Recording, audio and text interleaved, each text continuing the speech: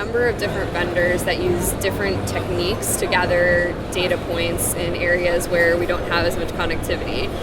Although I will say that in most areas of the developing world, it's easier to get access to 2G or 3G connectivity than it is to get access to clean water, which is very interesting for the work that we're doing. Okay, one more time. It's easier to get 2G and 3G access than clean water. Yeah, more of the world, I think 90% of the world has access to some form of connectivity, at least at the 2G level, and less than that has access to clean water. So it's a really interesting world that we live in.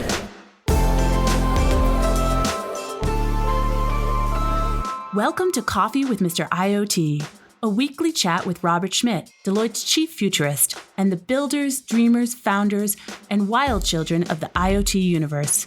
This podcast can also be viewed on the Coffee with Mr. IoT YouTube channel. Hello and welcome to Coffee with Mr. IoT. My name is Robert Schmidt, Deloitte's chief futurist, also known as Mr. IoT. Today on my show we have Sam Riemer. Mm-hmm. How are you? I'm good. How are you? It's great to have you. You are a manager out of our Washington office and you work with developing country organizations, right? Did I say that right? Yeah, international development organizations. The national development organizations. Yeah. I actually want to go back. Okay. Because don't you have a background in working with in other countries as well? I do. I helped a nonprofit organization called Ashoka launch a country office in Greece when I was first out of school. And they also did work around the globe with social entrepreneurs, so love working in other countries. And where was that? It was actually also in Washington, D.C. Oh, it was? So, based in Washington, D.C. So you worked with nonprofits, you worked for a nonprofit, and then you joined Deloitte, right? Yes, exactly. Different? It's actually not as different as I would have thought. Really? Yeah. I think the hunger and appetite to really make a difference is still in Deloitte as much as it was at the nonprofit, and I think the knowledge that people bring to the table was really impressive when I came to the firm, so I really liked it. It's been a great transition. That's awesome. How long have you been with us? 4.5 years. It's been a while. So today when you work with, you work mostly with nonprofits, is that what it is? Yeah, mostly with the international development organizations. And they're mostly nonprofits or not really? They're technically government agencies. Oh, they're yeah. technically So we mostly do government. some work with nonprofits, but it's mostly actually government agencies for the U.S. government. Give me an idea what kind of work that is we do. Yeah, absolutely. So, for example, one of the agencies that we work with is the U.S. Agency for International Development, USAID. We work on different project areas like power and utilities or transportation, and we'll provide support for their energy grids in Nigeria through a program called Power Africa. So there's a number of different ways that Deloitte contributes. With IoT specifically, we're looking to help the different countries make data-driven decisions around where they should be investing in infrastructure and how they should be capitalizing on the infrastructure they already have to make an impact in the lives of their citizens. Did you say Power and what was the program called? So one of the USAID programs that Deloitte supports is called Power Africa. It looks Power at Africa, providing energy to African nations through either energy grids or sometimes even supplies like water. So I have this fantasy that working with developing countries gives countries an opportunity to leapfrog, sort of like from where they are to something that's actually further down the road that sometimes we are in some areas. Is that what you see? Do you have examples of that? Yeah, so I think that the opportunities to be able to work with sometimes almost a blank slate are almost better for some of the Internet of Things development that we're doing. So when we look at, for example, water monitoring and management, some of the nations that we're working with are still doing water point access. So they have wells or just a singular water point where a village has to trek to get water. And we can start with the countries and partnering with them to build an entirely new infrastructure that in some cases could actually be more advanced than some of the infrastructure we see in cities in the U.S. It just depends on what the structure that they are able to finance is, and a lot of times USAID, World Bank, some of the other agencies that we work with are able to help finance those, which is great. How do you make sure when you do these programs that you actually stay connected? So, when I do projects, I meet my client, I'm right there, I meet with them, I talk to them, I try to understand their needs. How do you do that in your job? I mean, I know that the agency is your client, but at the end, really what they do, there is other clients that live thousands of miles away. Yeah. How do you balance that? How do you deal with that? It's really tough. I think one of the biggest misconceptions about especially aid work is that each country has a similar environment, right? So there are a lot of people who, when we talk about doing work in Nigeria versus Kenya versus Senegal, they assume that all of those countries have similar infrastructure, similar policy structure, and really it's an entirely different environment. It's the same as going from the United States to Mexico. The care that you need to take to really be in tune with what the client needs is equally as important as any other portion of the project. So we not only meet with our USAID World Bank representatives, whoever it might be that we're working with, we also take time to meet with the local governments there. And a number of times the way that the aid is given is through the governments. So our main stakeholders will actually be the government employees rather than the USAID or World Bank Group program managers. So we have fairly regular contact and are flying by with the requirements and all of the needs of the program with those in-country representatives. As is Deloitte, I have a pretty good understanding what we do in the private space. Yeah.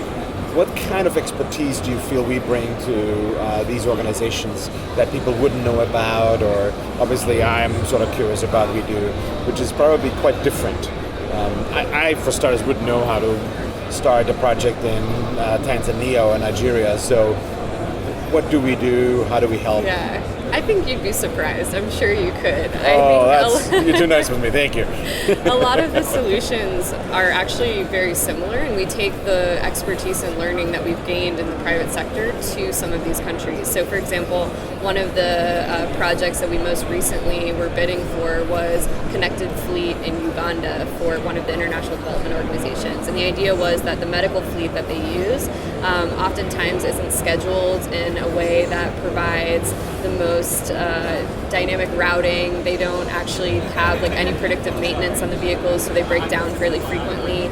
And we take a lot of the work that we've done for Connected Fleet and for predictive maintenance here in the US, and we apply those learnings to the fleets. The only difference is that we have to tailor it to the specific environmental factors that are in that country, as well as different regulatory and oversight factors that might be there. So it's really taking that core foundational knowledge that we gained here and just tailoring it to the environment there. I would say the only difference, and it's not even really that much of a difference, is some of the solution sets have to be, or I guess the technology stack has to be pretty heavily tailored to the environment as well. So for example, if we do water monitoring and management here in Las Vegas, it's going to be very different than if we do it in Nigeria, where some of the areas or some of the states within the nation have really limited connectivity, and we have to start getting creative with drones flying by and collecting the information, or sending the information via SMS, some kind of workaround for some of the connectivity issues. Drones, I have to pick up on that. Okay. Tell us more about that. So there are a number of different vendors that use different techniques to gather data points in areas where we don't have as much connectivity. Although I will say that in most areas of the developing world, it's easier to get access to 2G or 3G connectivity than it is to get access to clean water, which is very interesting for the work that we're doing. Okay, one more time. It's easier to get 2G and 3G access than clean water. Yeah, more of the world, I think 90% of the world has access to some form of connectivity, at least at the 2G level, and less than that has access to clean water. So it's a really interesting world that we live in. But a little bit better for us when we're trying to deploy technology to solve some of these problems, because then at least we have the connectivity. Because we don't send data through water? Exactly. Clean water, that is. Yes. So the drones, some companies and some of the partners that we have been using drones to fly by and collect the data a couple times a day. That way they're able to still collect data without the connectivity that we might need otherwise. Other interventions to work around the issue of connectivity, we've also been using satellite technology rather than using just wireless connectivity. So there are a number of different workarounds. It just requires being a little bit more creative than we have to be in the US. Have you gotten really good at some of these technologies that we don't use here? I think what's been so impressive to me is just the amount of creative vendors that we've been able to partner with because of especially the brand recognition that Deloitte has. They are so innovative in terms of how they've approached some of these problems. So I've learned a lot about not only the different types of connectivity that exist here, but also the different types that now we have as workarounds in some of these developing nations. I have worked a little bit with the World Economic Forum as a development arm. And what I heard there was they have done a program with Rwanda. I'm going to screw this up, 9 countries, so I'm sorry. At least I know when I say it wrong. No, but what happened is they wanted to test drone regulations and so forth. And so they went to Rwanda to do some of those things, test those things out. And then those things come back to us. Have you been in any situation where you've worked with someone here that tests something out in developing countries and then the technology comes back to us? What do you mean, sorry, by the technology coming back So to us? Rwanda in particular was really, they formed a group of where there were technologists and there were government agencies, and they all worked together on what could regulations around drones and flying look like. And it was easier to test it in Rwanda than pick Vegas or Los Angeles or whatever, right? Mm-hmm. And so I was wondering if you've seen any examples where you've seen actually stuff that you learned from there come back here. Could be process, could be technology, whatever that is. Yeah, so Deloitte was recently supporting a drone health program in Tanzania. So there was a lake in Tanzania that we were helping different companies in Tanzania build drones that could then go out to a remote part of the lake, pick up medical equipment and bring it back. And then we actually ended up bringing that back to the US in some cases to support local emergency services when it was coming to like natural disasters like fires that were happening in California and things like that. I'm fascinated, right? A couple of years ago about drones, whenever people said drones, I kind of spaced out. And in my private time, in my spare time, I fly drones. I have like drones. Really? Yeah, I like remote control drones where I have goggles on, look like a super geek, and I can see through the drone where I'm flying. And awesome. So I'm wondering, listening to you, if that is going to eventually become valuable for me at work. I don't know. Maybe I'm not going to solder anymore, but anyhow, drones interesting. I think it definitely is, at least in the government and public services space. A lot of our clients are starting to look at drones as a viable solution to augment their workforce. So for example, Customs and Border Protection, they're looking at a number of different innovative technologies, including drones, to potentially man the borders and things like that. So I think it's definitely growing in that space, and the interest and appetite to learn more about it is there. We'll see if they actually adopt it, but it's definitely there. I've heard a really super interesting example on another scale. There is little teeny tiny drones, they're about this big. They're called Tiny Whoops. And they have used them in protective details where someone important needed to go into a place, and they would use them to fly inside ducts, like HVAC ducts, to look around and see if there's any problems in there. Those little teeny tiny drones with goggles on and fly around. Really super fascinating. Yeah, they look cute, but they're really used for some serious stuff. I was like, wow, that's amazing. I just fly them around in places like this. And so, wow. So let's switch gears a little bit. 4.5 years at Deloitte. Tell us one of your fun stories of being a manager at Deloitte. I get to talk with all levels, and I love to sort of like hear some stories that I might not have heard about. Yeah, well, I went on a ride-along once with one of our security agencies that we work with. So we were helping to develop and test a software that would help them with their case management. And in order to do that, we needed to do user acceptance testing in the field. Yeah. So I had to see whether or not, if they're actually making an arrest, does the application work the way they need it to work at the time? So I got to ride. Of course, I was, in a very heavily armored car, 4 cars back from the car actually doing the work, but it was really cool to see like everything in action and to get a real sense of the impact that we were making through the work that we were doing. So that was pretty awesome. Did the app work? Yeah, it did. And they used it? Did they like it? Yeah, I think user adoption is always funny with technology, especially when you have different levels of tech fluency in an organization. But yeah, I think it worked much better for them than the previous application because that one was like green screen technology. So And now they had like a touch screen where they could tap on. Yeah, and I think we learned a lot too, because since it was user acceptance testing, we were still modifying some of the modules of the app, so we were able to then refine it to make it a little bit easier. Like I learned, for example, that they don't really have time to be like typing out every single specific topic, so then we made a drop down for them, things like that were a little bit more efficient. That's awesome. Yeah. I really believe there's something about being with the people who use it that makes a whole difference. You get to see their interaction, you get to see their emotion around it, their frustration, and then it makes a difference rather than getting a ticket saying please fix. So. Yeah. I mean, you come from like the most colorful history, both in Deloitte outside. So what's your favorite memory? What's your favorite activity you've done? My favorite activity I've done? Well, I'm gonna give you an activity that I give you a non-business. Well, it was business related, but sort of not business. We made a video for a conference where I gave a presentation, and the video was about a product introduction for IoT, and the way we depicted this in the video was an owl. So we had an owl sit overlooking the forest, and the theme was the owl can see everything like our IoT product can see sensors and monitor what goes on. And at the end of the presentation, it was all about the product being introduced.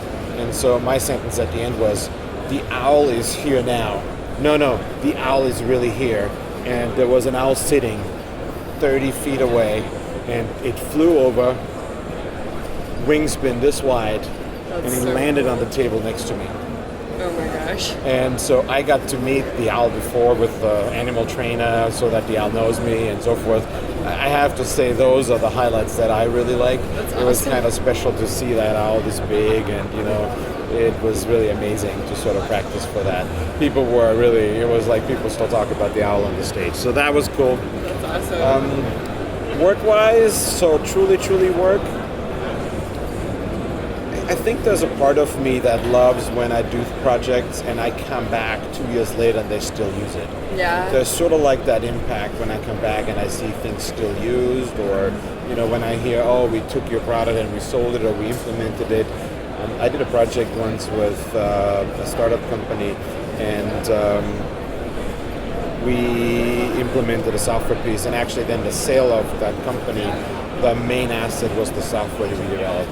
And that sort of feels like, oh wow, there was a lasting impact. It wasn't just sort of like a tick mark at the end of the project. So I love those moments. Those are special moments too. That's awesome. I feel like I realized I should have amended my answer, and this go for it. Amend it. Go for it now. This is the coolest thing I've done at Deloitte so far. Okay, so where have you been where you came back later? Where have I been where I came back later? Like, similar story? Yeah. So, a while ago, I worked on an emergency medical response for the Zika virus, and it was really cool to see. I developed a lot of the public relations communications for it. We were struggling the federal government was struggling to communicate with the citizens of Puerto Rico in a way that would help them protect themselves from Zika, and that would help them best understand the true implications of the virus.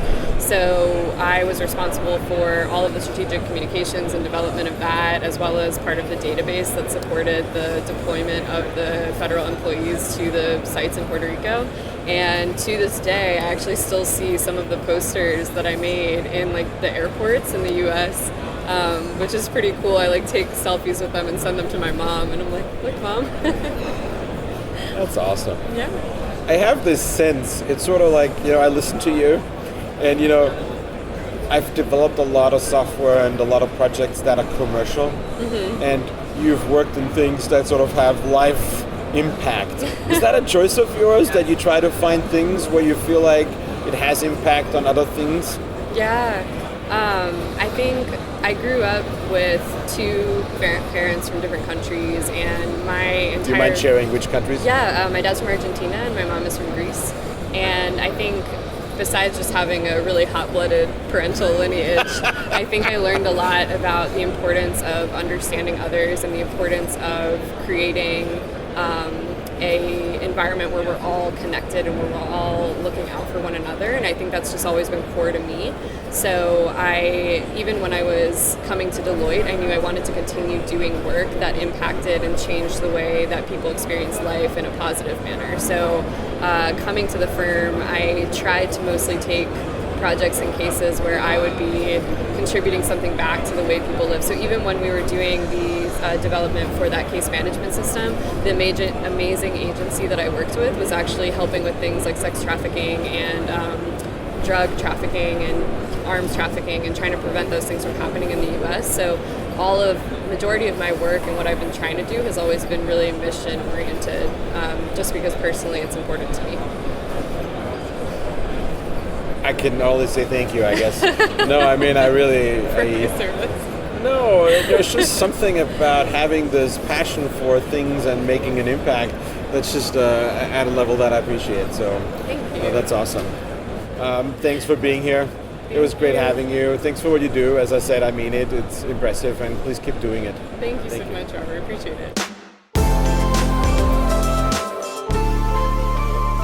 Thanks for listening to Coffee with Mr. IoT. To subscribe or to listen to more episodes, search for Coffee with Mr. IoT in your favorite podcatcher, or find us online at deloitte.com/US/Coffee with Mr. IoT. To watch the video version of our show, go to YouTube and search Coffee with Mr. IoT.